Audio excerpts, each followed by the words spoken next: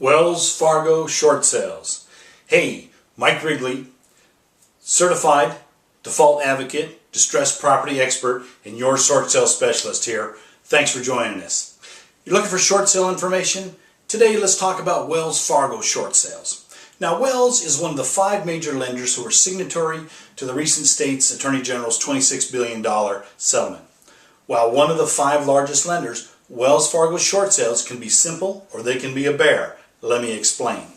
The one thing you can say about Wells Fargo is they are really detail-oriented like no other lender I've ever seen. Every I must be dotted, every T must be crossed to get the file out of the processing department and released to the loss mitigation. The Wells Fargo short sale processing team are tough. Tough. They want names under every signature, letters explaining why someone who is unemployed has no pay stubs, and every name to match exactly. If the buyer or seller puts a middle initial in one of their signatures, then it has to be in every one or the entire file gets sent back to you. Really detail oriented. Once you get to processing, the party's just getting started. Of all the lenders we've worked with, Wells Fargo is the toughest on wanting an offer that is close to fair market value as possible. On more than one occasion, we've been told that the only value that matters is the value they have in your system. Now, of course, we don't take no for an answer, you know that. But I have to admit, of the very few short sales we've lost to foreclosure, one was a Wells Fargo that we had a problem with value.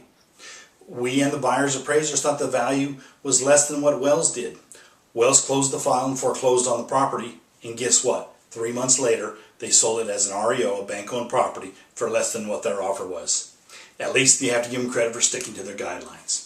The good news with Wells Fargo is if you submit a clean, near-perfect package, sell the property for what it's worth, and follow through relentlessly, you can expect to have your short sale approved in 40 to 70 days.